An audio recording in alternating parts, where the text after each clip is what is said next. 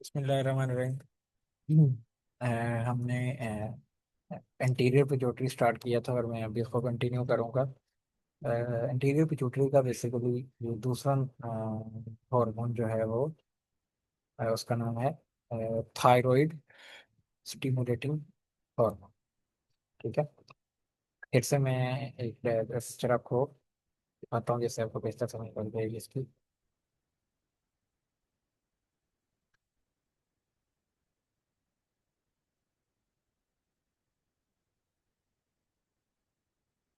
ये एक हार्मोन है, ये पिक्चर है, सॉरी।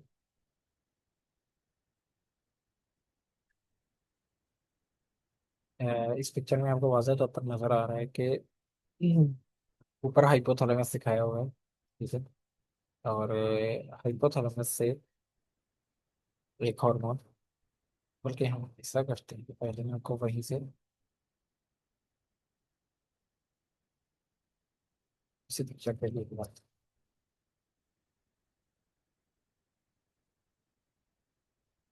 ये पिक्चर, आप इस पिक्चर को पहचानते हैं तो इस पिक्चर से ही हम पढ़ते हैं पहले, फिर आपको वहां से रिवाइज करवा दूंगा।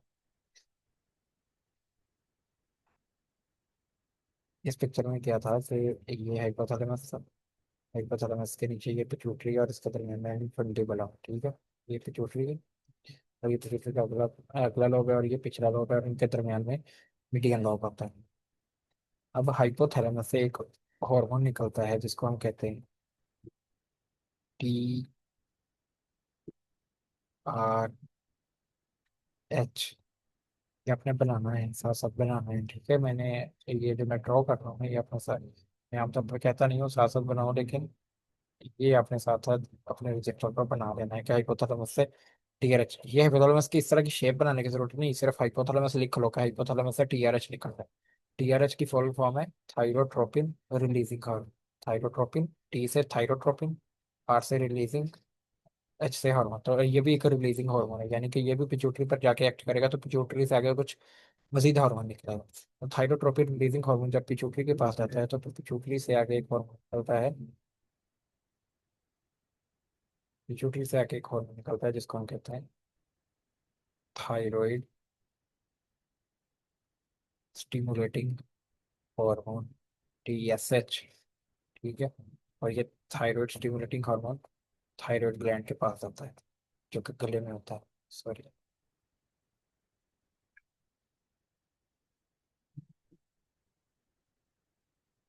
ठीक है। TSH जो है ये बात क्या है,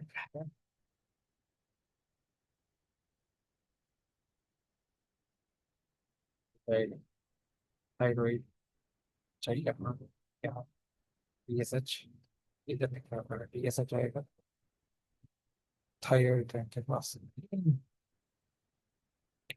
और जब थायराइड ग्लैंड पर TSH एक्ट करेगा तो फिर आगे निकलेगा थायरोक्सिन, T4 जिसे कहते हैं। और साथ में ट्राईग्लाइडोथायोनीन, इसको हम बड़े तफसील से पढ़ेंगे, T3 जिसे कहते हैं। ठीक है। तो इस तरह से ये सिलसिला चलता है, ये ही सिलसिला यहाँ पर दिखाया हुआ है। इसको हम मजीद भी आगे बढ़े तफसील से पढ़ेंगे। ये देखो हाइपोथैलेमस से आगे TRH निकला, TRH पिट्यूटरी पर जाके एक्ट किया, पिट्यूटरी से फिर TSH निकला, TSH थायराइड के पास गया, थायराइड से फिर आगे T4 और T3 निकला। ऐसा ही हुआ। चलिए आप बुक पढ़ लेते हैं।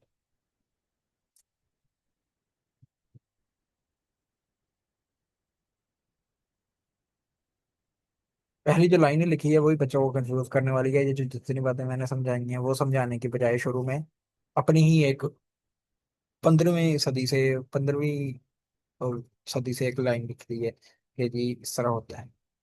अच्छा, ये पहली लाइन समझाने के लिए मुझे थोड़ा सा इसको दोबारा एक्सप्लेन करना पड़ेगा। फारिक तरीन ये टॉपिक लिखा हुआ है टॉपिक मजे का, ये बहुत मजे का टॉपिक है अगर इसको अच्छे से समझ लिया जाए। ये देखो ये हाइपोथैलेमस है, हाइपोथैलेमस से TRH निकला, थायरोट्रोपिन रिलीजिंग हार्मोन निकला। थायरोट्रोपिन रिलीजिंग हार्मोन, थायरोट्रोपिन के स्पेलिंग है THYROTROPIN, ठीक है। थायरोट्रोपिन रिलीजिंग का स्पेलिंग आते हैं हार्मोन के। ये पिट्यूटरी के पास गया तो उससे आगे निकला TSH, थायराइड स्टिमुलेटिंग हार्मोन, ये आपकी बुक में लिखा हुआ है, thyroid thyroid stimulating hormone, thyroid stimulating hormone. Thyroid के पास गया, थायराइड से उसने निकलवाया T4 और T3। T4 और T4 का दूसरा नाम है थाइरोक्सिन, THYROXIN, थाइरोक्सिन। तो ये T4 और T3, ये देखो मुख्तलिफ टिश्यूज के पास जाएंगे और अपने काम करेंगे। फिर यहाँ पर सेल्स के अंदर जाके क्या काम करेंगे, ये जो काम करेंगे वो हम पढ़ेंगे बाद में। लेकिन यहाँ पर जो बताएगा वो बता रहा है, वो ये कह रहा है कि ये जो थाइरोक्सिन है ना, T4 और T3 है, ये इनका लेवल कंट्रोल करता है कि हाइपोथैलेमस से कितना TRH निकले। अगर मिसाल के तौर पर T4,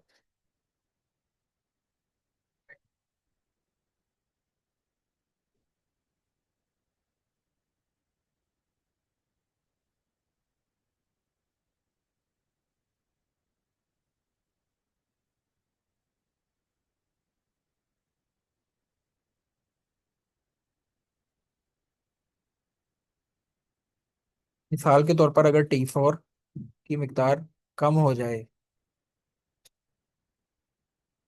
अगर T4 की मिकदार कम हो जाए तो क्या होगा कि, और T3 की मिकदार कम हो जाए तो क्या होगा, ये पॉजिटिव सिग्नल देंगे हाइपोथैलेमस को, यहाँ पर पॉजिटिव सिग्नल देंगे हाइपोथैलेमस को, और पिट्यूटरी को भी पॉजिटिव सिग्नल देंगे। पॉजिटिव सिग्नल देने का मतलब है,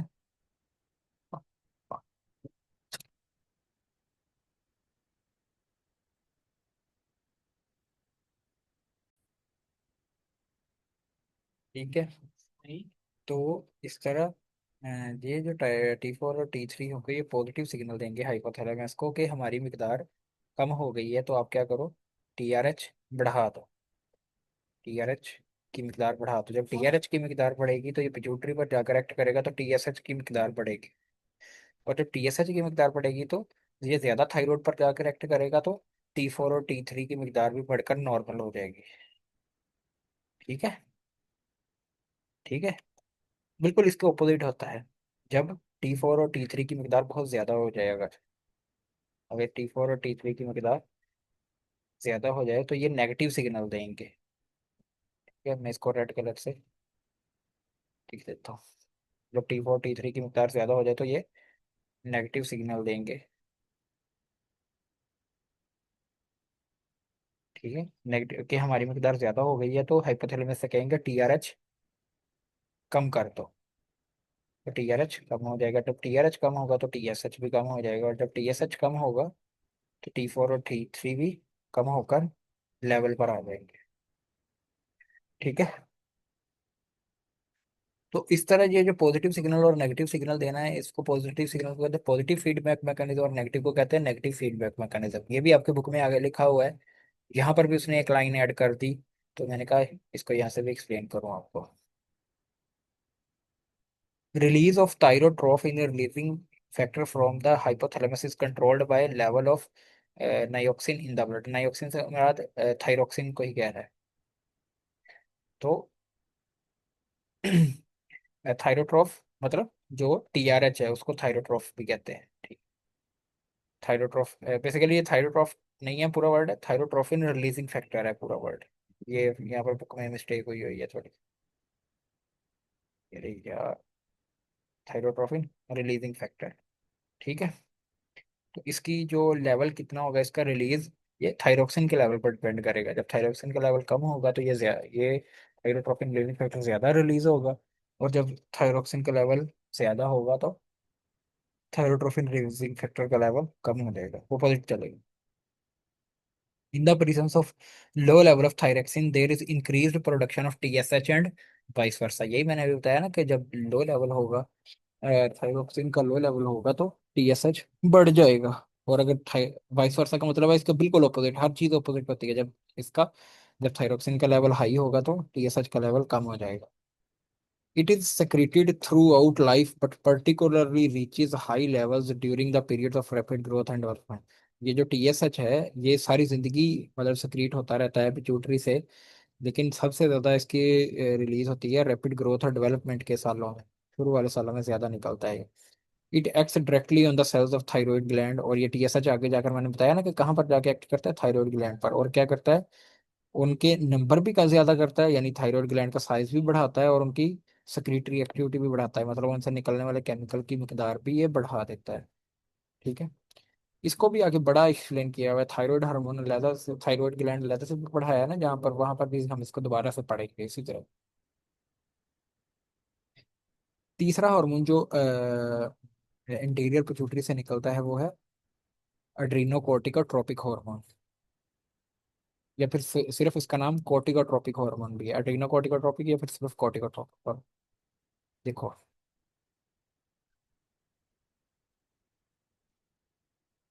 फिर से मैं इसी डायग्राम पर आया हूँ।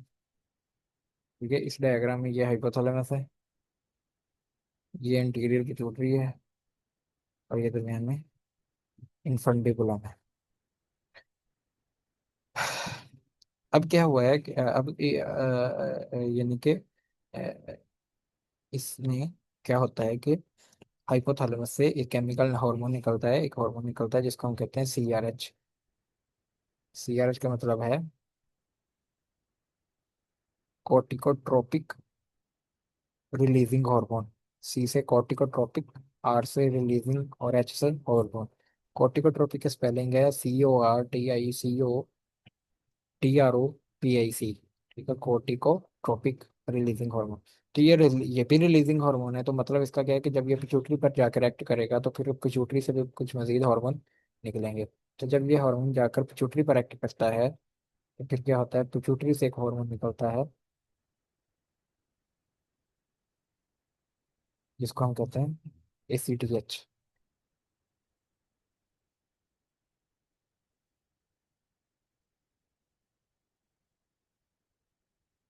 ये आपकी बुक में लिखा हुआ है ACTH, अड्रीनो कोर्टिकोट्रोपिक हार्मोन या सिर्फ कोर्टिकोट्रोपिक हार्मोन, सेम ही चीज़ है। ठीक है। और ये ACTH फिर जहाँ जाके कहाँ पर एक्ट करता है, ये जाके एक्ट करता है अड्रीनल्स पर, अड्रीनल ग्लैंड पर। अड्रीनल ग्लैंड हमारे गुर्दों के ऊपर पड़े होते हैं, गुर्दों के बिल्कुल ऊपर वाली साइड पर अड्रीनल ग्लैंड पड़े होते हैं, दोनों गुर्दों के ऊपर एक एक, यानी कि एक गुर्दे के ऊपर एक एड्रीनल ग्लैंड और दूसरे गुर्दे के ऊपर दूसरा एड्रीनल ग्लैंड। तो वहां पर जब यह जाके एक्ट करेगा, एड्रीनल के ऊपर जाके एक्ट करेगा, तो इससे निकलेगा एड्रीनालीन। ठीक है, ये मैंने पहले भी पढ़ाया, अब दोबारा पढ़ा देता। ठीक है जी, बुक पर चलते हैं।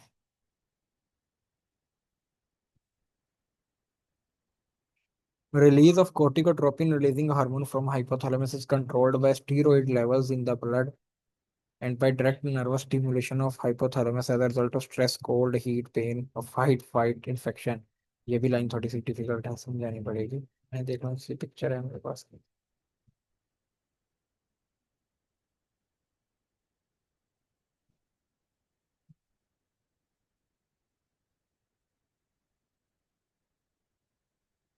हाँ है,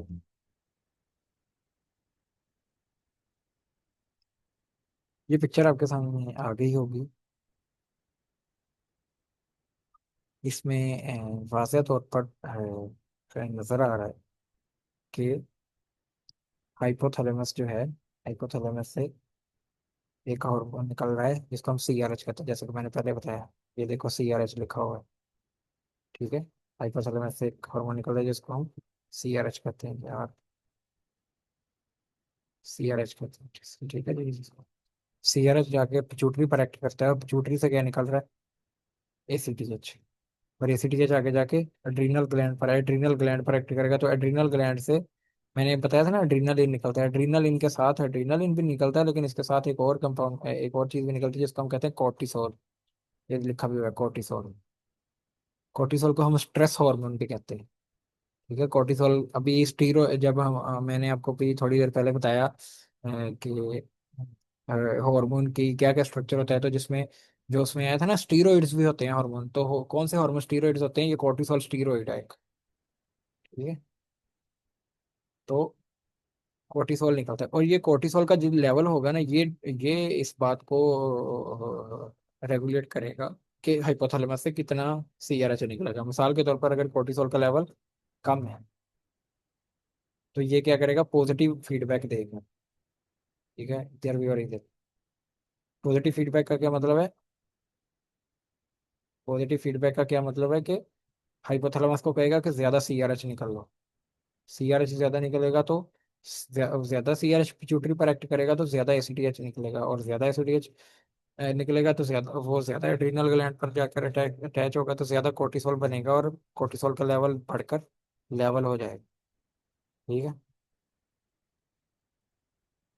इसी तरह ही जब कोर्टिसोल के लेवल्स पहले भी यानी कि ज्यादा हो जाए, ज्यादा हो कोर्टिसोल का लेवल, तो फिर ये क्या करता है, ये ज्यादा कोर्टिसोल क्या करता है, जाता है और नेगेटिव फीडबैक देता है। ओहो।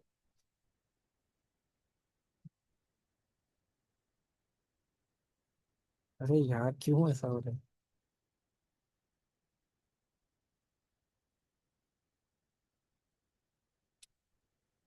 ठीक है, कोर्टिसोल जब ज्यादा होगा तो ये नेगेटिव फीडबैक देगा। ठीक है, इधर भी और पिट्यूटरी पर। मिसाल ये करेगा क्या क्या, ये हाइपोथैलेमस को कहेगा सीआरएच की मिकदार कम कर दो। सीआरएच की मिकदार कम होगी तो वो कम पिट्यूटरी पर एक्ट करेगा तो कम एसीटीएच बनेगा, जब कम एसीटीएच बनेगा तो वो कम एड्रीनल ग्लैंड पर एक्ट करेगा तो कम कोर्टिसोल बनेगा। ठीक है, तो फिर कम बन के लेवल हो जाएगा कोर्टिसोल का लेवल। ठीक है, कोर्टिसोल बराबर सही हो जाएगा, बराबर हो जाएगा। एक और बात इसमें करनी, और वो ये है कि कोर्टिसोल बेसिकली हमारी बॉडी में तब बनता है जब बॉडी पर कोई स्ट्रेस आती है, इसका नाम ही स्ट्रेस हार्मोन। कोर्टिसोल का नाम ही स्ट्रेस हार्मोन है। तो बॉडी में जब स्ट्रेस आती है ना, स्ट्रेस का क्या मतलब है, अगर आप बहुत ज्यादा भूखे हो, अगर आप बहुत ज्यादा ठंडी जगह पे हो, अगर आप बहुत ज्यादा गर्म जगह पर हो, अगर आप पर जहनी तौर पर स्ट्रेस हो फिर भी, ठीक है, बॉडी पर कोई शदीद हालत आ जाए, कोई सख्ती आ जाए, तो ये कोर्टिसोल बनता है ज्यादा। फिर कोर्टिसोल ज्यादा बनता है। तो बॉडी पर अगर स्ट्रेस आ जाए तो हाइपोथैलेमस क्या करता है, ज्यादा सीआरएच बनाता है, और ज्यादा सीआरएच जब ज्यादा बनता है तो पिट्यूटरी पर जाकर एसीटीएच भी ज्यादा बनता है, और एसीटीएच ज्यादा एड्रीनल ग्लैंड पर जब एक्ट करता है तो एड्रीनल ग्लैंड से फिर ज्यादा कोर्टिसोल बनता है। इस तरह कोर्टिसोल ज्यादा बनता है स्ट्रेस की वजह से। ठीक है, और जैसे स्ट्रेस खत्म होगा फिर कोर्टिसोल जो है वो कम हो जाएगा। वो कैसे कम होगा, इसी तरह ही है, जब स्ट्रेस खत्म होगा फिर हाइपोथैलेमस सीआरएच कम कर देगा, फिर एसीटीएच भी कम हो जाएगा, और फिर कोर्टिसोल भी कम हो जाएगा। इस तरह ये सारा सिस्टम चलता है। चलो बुक पढ़ लेते हैं। Release of corticotropin releasing factor from hypothalamus is controlled by steroid levels. Steroid levels का मतलब यहाँ पर कोर्टिसोल की ही बात कर रहे हैं वो। कोर्टिसोल एक स्टीरॉयड ही है। तो वो कह रहा है कि जो कोर्टिकोट्रोपिन रिलीजिंग फैक्टर है ना, जो कि हाइपोथैलेमस से निकल रहा है सीआरएच, वो कंट्रोल होता है स्टीरॉयड के लेवल से ब्लड में, यानी कि कोर्टिसोल के लेवल से जो कि ब्लड में होते हैं। अगर कोर्टिसोल का लेवल ज्यादा होगा तो सीआरएच का लेवल कम होगा। अगर कोर्टिसोल का लेवल ज्यादा होगा ब्लड में तो सीआरएच का लेवल कम होगा, और अगर कोर्टिसोल का लेवल कम होगा तो सीआरएच का लेवल ज्यादा हो जाएगा। ऑपोजिट चलता है। और दूसरा तरीका क्या है, direct nervous stimulation of hypothalamus as a result of stress. और दूसरा है कि स्ट्रेस भी अगर हाइपोथैलेमस पर आए ना, मतलब एक तो है कि कोर्टिसोल ब्लड में कितना कोर्टिसोल है इधर, ब्लड में कितना कोर्टिसोल है, मैं सी से ये भी हाइपोथैलेमस से सीआरएच जो निकल रहा है उसको अफेक्ट करेगा कि सीआरएच कितना निकलेगा। ठीक है, कि सीआरएच कितना निकलेगा, अगर कोर्टिसोल ज्यादा है तो सीआरएच कम निकलेगा, और अगर कोर्टिसोल कम है तो सीआरएच हाइपोथैलेमस से ज्यादा निकलेगा। और दूसरा है कि अगर बॉडी पर स्ट्रेस आ गई है कोई, तो फिर दिमाग को तो स्ट्रेस का डायरेक्टली पता चल जाता है ना सिग्नल से। मतलब ठंड अगर है, बहुत ज्यादा ठंड है तो स्किन से दिमाग तक सिग्नल पहुंच जाएंगे कि ठंड है। तो जब हाइपोथैलेमस तक डायरेक्ट सिग्नल पहुंचेगा तो फिर ये ऑटोमेटिकली सीआरएच बढ़ा देगा, ताकि ज्यादा सीआरएच बढ़े तो फिर एसीटीएच भी ज्यादा बने, पिट्यूटरी से एसीटीएच भी ज्यादा बने, और जब एसीटीएच ज्यादा बने तो ये जाकर अड्रीनल ग्लैंड पर एक्ट भी ज्यादा करे, और जब अड्रीनल ग्लैंड पर एक्ट भी ज्यादा करे फिर तो फिर कोर्टिसोल भी ज्यादा हो जाए। ठीक है, क्योंकि कोर्टिसोल जो है ना वो स्ट्रेस से लड़ने में हमारी बॉडी की हेल्प करता है। स्ट्रेस वाले इन्वायरमेंट में हमारी बॉडी की हेल्प करता है, कैसे करता है ये हम आगे जाकर पढ़ेंगे।